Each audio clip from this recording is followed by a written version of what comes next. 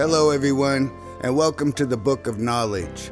Much of what you see on this channel, you won't be able to find anywhere else. I'm going to show you the biggest secret in the history of mankind. I'm going to open your eyes and unlock your brain. I'm going to show you the truth about magic and how it's linked to religion, mythology, spirituality, and most importantly, mind control through the use of language and symbolism. We are all under the influence of magic spells. We are hypnotized and programmed, giving us all our thoughts, beliefs, and behaviors. This is a journey into magic and mind control that stems from ancient religious beliefs and delivered through language. You may have heard someone say words are magic, and that's why they call it spelling, but they really don't have any idea how deep that rabbit hole goes. This is where you can gain understanding. This is where you can learn the Anglish language, or the language of the ancient bull god, or the magic language that molds mankind. Real magic is not sleight of hand or illusion. It has nothing to do with witchcraft or wizardry. The magician's magic is a trick, and it's meant to fool you. The witch's magic is meant to confuse you with symbols, potions, and rituals. The wizard's magic is meant to gain power by using knowledge to fool the people with wisdom. These archetypal characters are meant to keep you from knowing the truth about what magic really is. Real magic is language. Real magic is about putting your thoughts into another person's head, controlling or changing their thoughts, emotions, beliefs, or behavior. Enchantment is enchantment, or to chant into, plus ment meaning mind, as in mental. It's about changing someone's reality with your words. Words are whirling worlds that are spun by the intentions of the sounds of the speaker. Words are made of letters, or allowers, that represent both a symbolic visual idea and an audible sound that represents the idea. Letter means let her. It allows these symbolic ideas to be combined into tiny stories that evoke the feelings intended by the word. Just like the letters let it happen, the numbers numb you to it. A number is something that makes you numb, meaning that you cannot feel that something is happening. This is what we call spelling, as in casting a spell. The spelled word is then cast out audibly by the speaker. It is important not to misspell a word, because if you mispronounce the magic word, then you do not get the desired effect. A cast is used to make a mold, and a mold is used to form things that are reproduced in mass. Casting spells broadly over a large group of people is called broadcasting, and magic is about controlling the minds and reality of others in order to mold them. What's broadcast is called programming, which again refers to controlling the thoughts and actions of others. Programming consists of information, which are the ideas that keep us in formation, and a show is when they show you what to say and how to behave.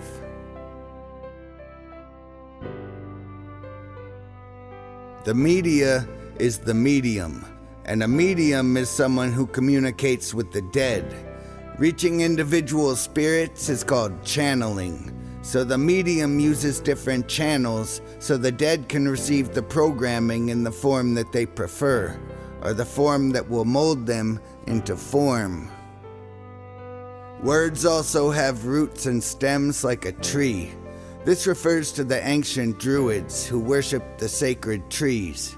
There was the tree of life and the tree of knowledge. The spirit of the tree of life was the oak king, who represented the life and fertility of the summer. The spirit of the tree of knowledge was the holly king, who represented the knowledge required to survive the winter. This is why all religions celebrate their holly days during the winter solstice. The wood from the tree of knowledge gives us the logs of logic, the logos, and the Yule log, and the word truth comes from the tree of the druids. The druids were ruled by their high priests or shamans, who were the old crazy wise men from which we get our archetypal wizard character. They believed that the wood from the tree of knowledge, or the holly tree, contained the natural spirit of truth, logic, wisdom, and knowledge. They made wands from the branches so that what they said, while they held it, would come true. This explains why the broadcasting of the programming is coming from Hollywood. The words write and written come from sacred rites and rituals, and to write these rites, to make something right, is a ritual by definition. To curse at someone is to put a curse on that person. These dark spells invoke reality experiences of anger, sadness, or fear, which are motivators for submission and control. So when you write these rites and rituals, and then write your name in cursive, you are cursing yourself into a reality of submission to the rites and rituals written. We call it signing, because a sign is a symbol, or the signage that signifies your unique signature, written in cursive as a curse to bind you under the principles of magic. The word grammar comes from the old French word grammaire, meaning to learn incantations. So we send our kids to grammar school to fill their skulls with grammaire, where they learn to read the signs, write the rites, and spell the words.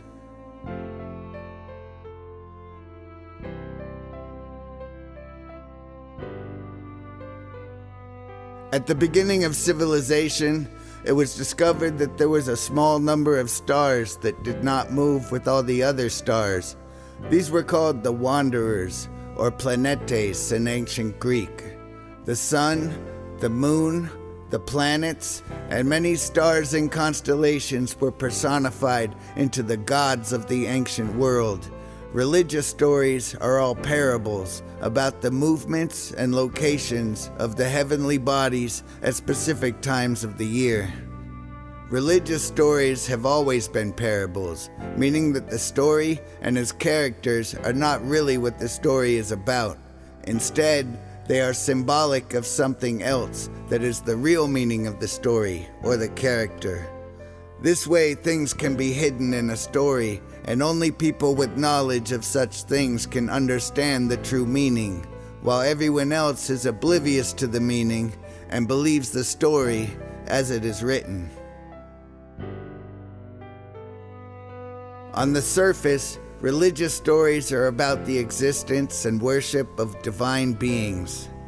On another level, they are the rules needed in order to build and maintain civilization for previously wild, hypersexual, and ultra-violent primates. They are stories that teach people not to do things that will make other people want to kill them. This is necessary for civilization to thrive and not collapse. Finally, religious parables are encoded with specific knowledge of the people of the time. These stories hide knowledge about mathematics, geometry, physics, astronomy, human health and reproduction, psychology, agriculture, and most importantly, the cycles of time.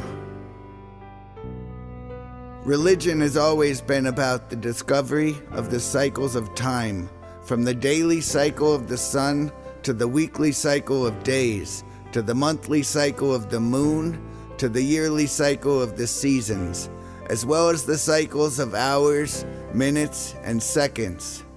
The gods themselves can represent certain ideas, and the details of their stories are symbolically encoded with the general and scientific knowledge of the time. A month is divided into weeks, consisting of 7 days. 7 is also the number of heavenly bodies visible from the earth. Each day was associated to a heavenly body and then named after a god that was a personification of that heavenly body. The Latin deus, meaning god, is dei in plural form to mean gods. The days are the 7 dei of the week. The days were then secretly numbered to keep them in the proper order. Monday is the first day of the week. Mon means moon, and mono means one. Luna is the goddess of Monday, as seen in the Spanish lunes, or Monday. The word root mo comes from the mother moon goddess and is the root of words like mother and mom. So Monday is Luna's day, or moon's day, and is numbered mono, or 1. Tuesday is the second day of the week. Tuesday is Martes in Spanish, or Mars's day. The Norse god of war was Tyr, or Tu. Tu was the personification of Mars. The second day of the week is named Tuesday, or Tuesday, and is numbered Tuesday, or 2. Wednesday is the third day of the week. In Spanish, it is miércoles. Wednesday is Mercury's day. The god of Wednesday is the Norse god Woden, so the third day of the week, Wednesday, is Woden's day. Wednesday and Woden's day both begin with the W, and miércoles and Mercury both begin with the M. Both W and M are representative of a 3 toppled on its side, so Wednesday is numbered 3. Thursday is the fourth day of the week. In Spanish, Thursday is Jueves, and Jueves is Jupiter's day. The Nordic god associated with Jupiter was Thor. Thursday is the fourth day, and if you combine Thursday and 4, you get Thor. Thursday, or Thor's day, is Thor's day and is numbered 4. Friday is the fifth day of the week. In Spanish, Friday is Viernes, or Friday is Venus's day. In Norse mythology, the goddess of Venus was Frigg, or Freya. So Friday, or Venus's day, is Freya's day. Friday means Viernes, and Friday starts with an F, and Viernes starts with a V. Freya's day is Venus's day, and Freya starts with an F, and Venus starts with a V. So Friday is linked to the F and the V, which are both linked to Venus, as well as sex and fertility. The F and the V are also the roots of the number 5, so Friday is numbered 5. Saturday is the sixth day of the week. In Spanish, Saturday is Sábado. Sábado is the Sabbath for worship of the Father God, represented by Saturn, on Saturn's day. Saturn is the sixth planet and is represented by the hexagon and the hexagram, or the six-pointed star and the six-sided cube. Saturday is numbered 6. Sunday is the seventh day of the week. In Spanish, Sunday is Domingo. Domingo is the day of Dominus, which is the name of the Lord, or the sun god. Sunday is the sun's day. 7 is the number of the Lord, so Sunday is numbered 7.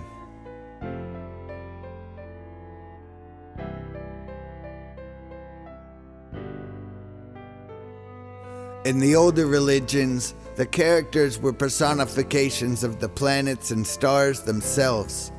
In the Abrahamic religions, the characters were often personifications of the zodiac wheel and the constellations visible during certain times of the year. For example, in the Epic of Gilgamesh from ancient Mesopotamia, the goddess of love and war, Astarte, or Inanna, offers herself to be Gilgamesh's wife. Gilgamesh, who has heard of all the stories of those she has been with before, and the terrible things that have happened to them when she had become angry, refused her. When he refuses her, she gets angry and sends the bull of heaven to kill him. This is the story of the planet Venus approaching the constellation Orion and turning back the other way, leaving Orion. The bull of heaven is the constellation Taurus. The Mesopotamian story of Gilgamesh fighting the bull of heaven became the Greek story of Orion fighting Taurus the bull. On the other hand, In the Abrahamic religions, some characters are not stars in the sky, but they are houses of or patterns on the zodiac wheel. For example, the angels known as cherubim are described as having 4 faces, one of a bull, one of a lion, one of an eagle, and one of a man. These faces of the cherubim represent the fixed houses of the zodiac: the house of Taurus, the house of Leo, the house of Scorpio, and the house of Aquarius. These houses are the midpoint of each of the 4 seasons and symbolize spring, summer, fall, and winter. Understanding that all religious stories come from the night sky and that the characters are personifications of the visible heavenly bodies, now we can look at the roots of our language and find that all our numbers and letters are also related to the heavenly bodies. Each letter or number is related to a planet or constellation and a god that is a personification of that same planet or constellation. Letters and numbers each have their own history, starting with the ancient hieroglyphs that all had meanings of their own. Today we think of a letter representing a specific sound, but a letter also retains its original meanings that it has represented throughout history. The meanings of a word is often reflected by the meanings of the letters that spell the word. In other words, the word is spelled by the intentions of the letters. The letter A represents strength, power, and authority. Not only these things, but the Alpha are the strongest and most powerful. It is symbolic of the Alpha Bull, or the bull god of creation. The letter A stems from the Phoenician Aleph and is a visual representation of the head of a bull. Today, the letter A, both as a capital letter and a lowercase letter, is still a visual representation of the bull's head. The capital letter is turned upside down, and the lowercase letter is turned on its side. You can see the meaning of the letter A as alpha, meaning strength, power, and authority, as well as the alpha force of the creator god in words like awe, all, any, able, authority, apex, age, and so on. The letter A also stems from the Latin root alba, meaning white, and also meaning pure. This is the root of albino, meaning white. This is also the root of the word Alpine, and the Alps is a mountain range that is covered in pure white snow. The letter A, right side up, is a pictograph of a mountain, and the Alpha God, or the Father God, throughout most all religions lives on top of a mountain, whether it is Mount Sinai, Mount Olympus, or whatever it may be. So the letter A represents the Father God, or the Alpha on the Alpine. The letter A also represents the first, or the beginning, as well as dawn, from the French aube, stemming from Spanish and Armenian alba, also meaning dawn. This is why the letter A is at the beginning, or is the first letter of the alphabet. This is also why Aries is the first house of the zodiac and of the ancient year. This is also why the color associated with Aries is white. In the poem Mary Had a Little Lamb, Mary comes from Mars in Aries, and the little lamb is the lamb of the house of Aries, whose fleece was white as snow. So Aries is the white house of the zodiac, representing the first in line or in charge. Just like the White House is the dwelling of the president, who is the alpha, or the person with the most power or authority, along with the first lady. The word stem A means no, not, against, or across, as seen in words like atheist, atypical, and across. So the meaning of the letter A, in terms of reading it as a pictograph or using it to spell words, not in terms of grammar, but in terms of magic, can be one or more of the following terms: strongest, most powerful, authority, the creator god, white, purity, a mountain, first, beginning, dawn, no, not, across, or against.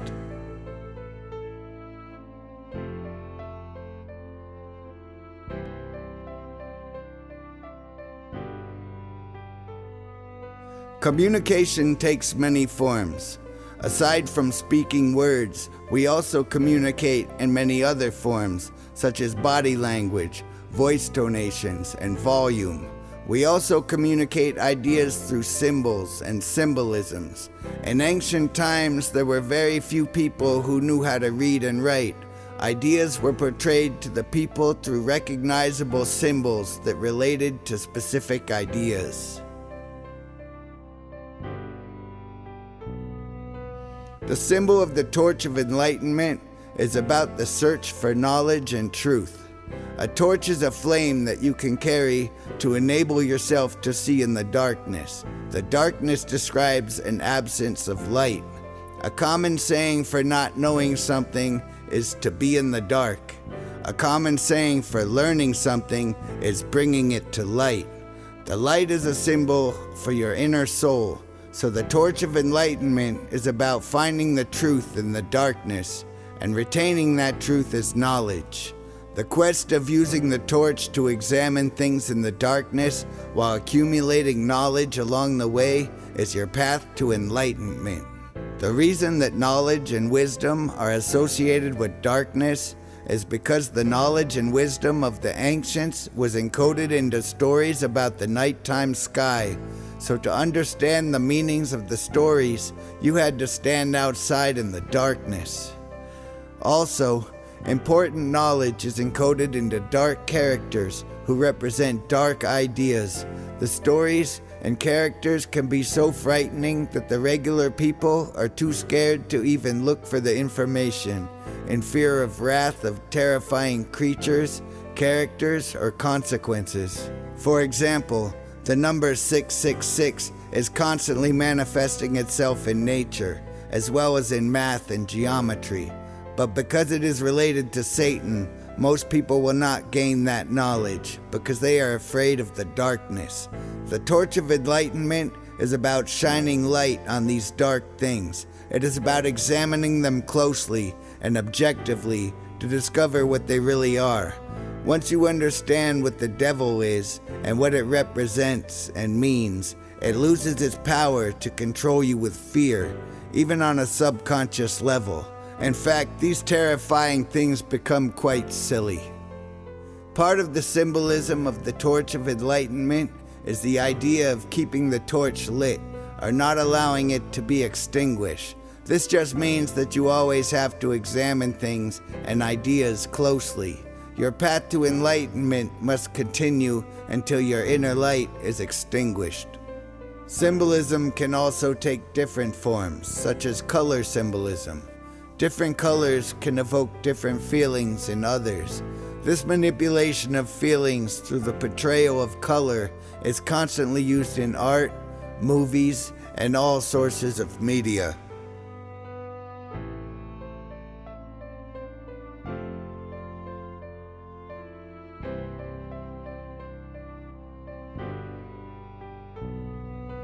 The color red is symbolic of blood, and everything related to blood. It is the blood spilled on the battlefield and the blood that passes on through bloodlines. Red is the color that represents love, sex, passion, rage, war, and bloodshed. These are all things that raise your blood pressure. These are also things that have to do with you and somebody else. The color red is also symbolic of the coming together of the sun and the moon. The word stem, OO, is a pictograph of the sun and the moon together, and can be a symbolic representation of the color red, or the color blue, depending on the context of the letters and the word. The word red is spelled with the word root re, meaning the sun, and D, meaning the moon. It is the word that represents the constant battle between the sun and the moon. described earlier as the letters R versus the letter D. The coming together of the two opposing forces will lead to either love and bloodlines or war and bloodshed. This is also why the color red is associated with the letter L, meaning Mars, referring to either the god of love and war or the red planet. The coming together of the sun and the moon is also a reference to an eclipse, when the sun, moon, and earth form a straight line. A solar eclipse is symbolic of a war on heaven, where the god of darkness tries to kill and overthrow the god of light. A lunar eclipse is the bloody death of the moon. The moon seems to be slowly devoured by darkness until it is completely engulfed and turns red. This is known as the blood moon. The sun will always defeat the moon, and the moon will always be killed and turned to blood. The color of blood is crimson, or the killing of the moon are the crimes of the sun. The color red also represents the word root ang, the angry red Angus bull of anger and rage. The angry red bull refers to the ancient bull gods, to whom the people would offer blood and fire sacrifices to calm their anger and rage. Metal bull statues were heated over fires until they became red hot, and children were placed in the hands of the statues where they would burn and fall into the fire below. This is the red bull that gives you your wings. This is why when you get angry, you get heated and turn red. The root ang can be seen as an aggressive outburst of rage or violence, as in bang, hang, or gang. And the angry red Angus bull of anger and rage is the ancient bull god that demands your blood. The English language is a compilation of ancient beliefs and ideas that allow most people to communicate certain ideas, while simultaneously allows some people to communicate other ideas, as well as preserving knowledge and understanding for those who know how to read it. For example, the atom is the basic building block of matter. Atoms arrange themselves into different patterns to form different molecules, which in turn become the things that we know to exist in our reality. In other words, anything that exists is made from matter arranged in patterns. The word matter comes from the root mater, meaning mother, and the word pattern comes from the root pater, meaning father. So the mother and the father create existence. This is just one of countless examples of the language beneath the language that is the very root of what magic really is. This is a brand new channel. We're literally just getting started here. Hit the subscribe button and hit the bell. There's a lot more to come. Hit the like button, comment down below. Tell me what you want to hear. If you like this, you can visit my old channel. It got shadow banned out of existence because I didn't censor my videos. So that link is in the description. And if you're new to these concepts, then buckle up, Buttercup. I guess that's it.